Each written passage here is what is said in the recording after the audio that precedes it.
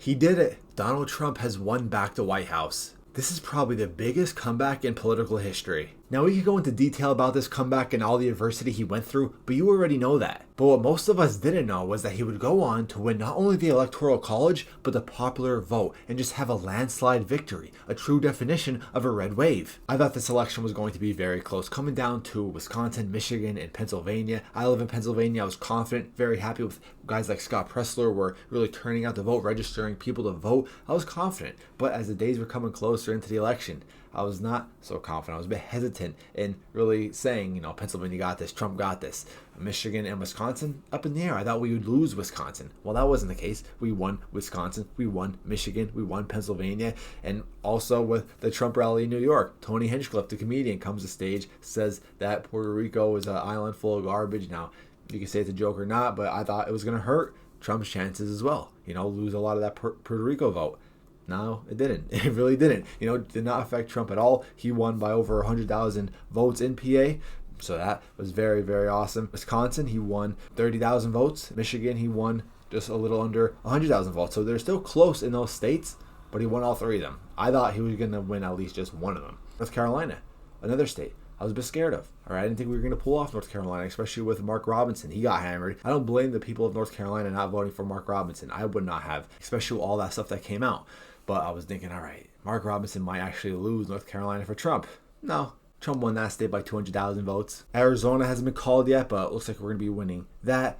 Georgia, we won that. We destroyed in Florida. I knew Florida was a red state, but I thought, we'd barely get to 1 million plus. No, we're almost to 2 million. Unbelievable. The New York gap definitely closed. Only losing by 1 million this time. Usually it's way over 1 million. California, the gap closed there as well. I went to bed thinking, we're not going to get the results of Pennsylvania for another couple of days. Well, no. Early morning, I wake up, find out Trump not only wins Pennsylvania, but he wins the election. It really comes down to the messages, the campaigns that these folks ran already. The Democratic side already focusing on the same message for years. Trump's a fascist. Trump's a racist. Trump's this. Trump's that.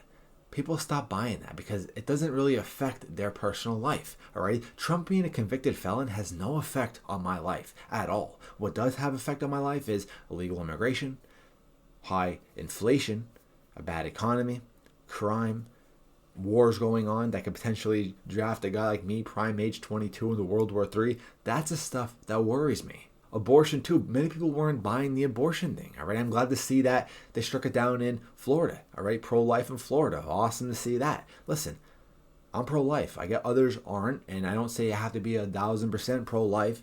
No exceptions. All right, I'm okay with some exceptions, even though personally I'm pro-life. But Trump already said he's leaving it to the states. Alrighty, and what is Kamala going to do? She can't do anything because it's left to the states. That's what, of course, the Supreme Court decided. And that's what Trump wants to continue to push, with some exceptions as well. Same with IVF. Many people don't think that, but some were starting to pick up with it. Trump's not that bad. Abortion's not that big of an issue to vote for Kamala Harris, who has so many cons. Trump's pros outweigh the cons. Republicans' message was hammering the golden age of America, trying to get that back, trying to have a solid 4 years. Safety, strong border, get out of wars, focus on the American people first. I don't know about you, but how could you not vote for that already? That's the message that I care about. That is the message that people care about, people who have been sick of this administration this past 4 years. Democrats been in the White House 12 out of the past 16 years. People got sick of it. People got sick of the same message over and over again. So with a presidential election also helps the down ballot candidates. So we look at Pennsylvania, my state. Dave McCormick, not called yet, but he's leading. Bob Casey, a career politician, been in there over for 2 decades, right? Not as senator, but as a career politician for 2 decades. Dave McCormick currently only up by about 29,000 votes. 98% is reported. I'm confident though Dave McCormick could win that. Even if he doesn't, all right, we still flip the Senate, and that's awesome. We still flip the Senate. We won the Senate seat in Ohio, West Virginia, and Montana, which was huge. Okay, Montana, a red state being held by a Democrat. We won that. All right, Tim Sheehy over John Tester. A lot of hype around Ted Cruz too as well with Colin Allred. A lot of people had Allred pulling off the upset. Cruz beats him by 1 million. Great to see there as well. So we flip the Senate. We're going to keep the House.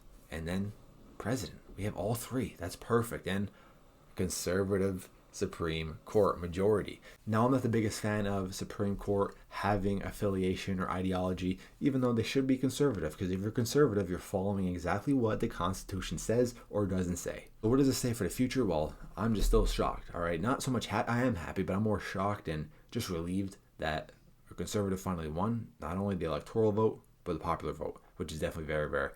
Last time that happened was 20 years ago, 2004. That we saw that happen. Of course, George Bush got that big surge with 9/11.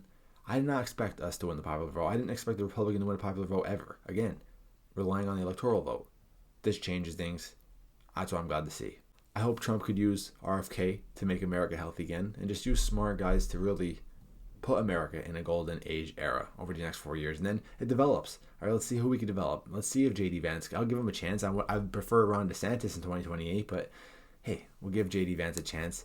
We'll see what he does as vice president. Not much. All right. He just needs to stay quiet. Don't try to be a Trump 2.0. Be your own person. Be likable. And then you could have a shot at 2028. Say stupid stuff. Do dumb things. Try to be a Trump 2.0. You know, it might not work out for you. So I'll give J.D. Vance a chance. I'm not worried about 2028. I'm worried about now. Grateful for it. I'm out, guys. Peace.